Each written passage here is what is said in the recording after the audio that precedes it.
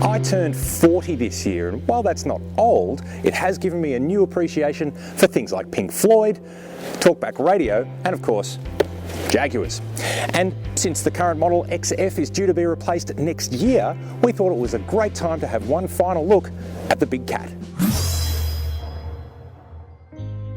Originally launched in 2008 and then facelifted in 2011, the all-new car is due to arrive in 2016. But for now, this XF is still a really impressive looking car, certainly helped by the optional 20-inch wheels and aerodynamic kit, but it does look particularly outstanding in this Italian racing red metallic paint. But of course, if you want to stay true to its heritage, you can order it in British racing green. Now, the Jaguar XF range starts at just under $75,000 for a 2-litre petrol. This car is the 3-litre turbo diesel V6 at around $90,000. And with 202 kilowatts and 600 newton meters of torque, to get comparable power out of, say, a BMW 5 Series, you're talking well north of $120,000.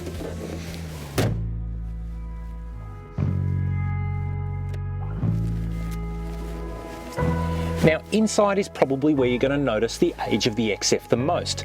Yes, there's some pretty cool features like the rising centre gear selector and cool hidden vents, but things like the recessed 7-inch touchscreen and very simplistic instrument binnacle are a little bit below par of what you would expect on other cars in this category.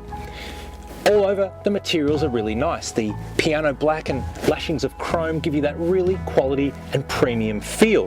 But things like the plastic paddle shifters on the steering wheel feel like they would be more at home on a model Airfix kit of a Spitfire than on a luxury performance sedan. Maybe some aluminium next time, please, Jaguar. Now back here, it's very comfy. I'm a bit over 6'2", plenty of headroom, plenty of legroom, plenty of knee room, plenty of toe room. I'm quite scooped down in the back of the car, feels very sporting, and I'm certainly ready for a long trip. What helps is a nice centre armrest with twin cup holders, there's air vents and even a power socket should I need to charge an iPad. Now, the boot on the XF is actually a pretty good size. At 500 litres, it's down slightly on rivals Mercedes E-Class and BMW 5 Series, but there is a space saver under the floor, and with 60/40 folding rear seats, there is a little bit of added flexibility should you need it. Now, around town, the Jaguar feels very pleasant and compliant. It's not upset by speed humps or imperfections in the road, and it certainly feels quiet and solid, and you know what? Very, very Jag. Now, despite all the room that you've got in the XF, it doesn't feel as big as it is, particularly around on suburban streets.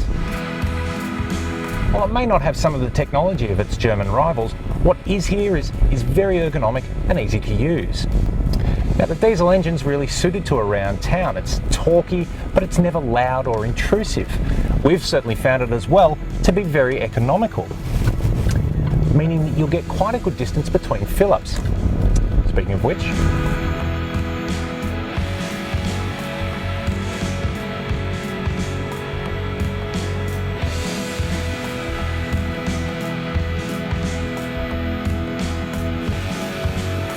now, out on the open road or at highway speeds, the Jaguar is just as comfortable as it is around town. Vision and visibility is good, and if you listen to, well, that, it's actually still really, really quiet in here. For long distance touring, the Jaguar is a very, very comfortable place to be. Here we are sitting on 100 kilometers an hour, a shade over 1200 RPM. The engine's barely ticking over. Now, Jaguar claim about 6 litres per 100 on the 3-litre turbo diesel, and I dare say we're actually going to see that. Now, the big V6 is naturally very responsive, but for a little bit of extra performance, you do have the checkered flag button for dynamic mode to give you that little bit of extra punch. And I tell you what, you're not really wanting for any more oomph. If you've always wanted a Jag, well, until the new XF arrives in 2016, there's never been a better time. We've done some ringing around and found that this car, which lists for normally over $100,000, can be had out the door and on the road for under 90 grand. And for a car that's equal parts John Steed and Jason Statham, we reckon that makes the Jaguar XF a pretty compelling alternative.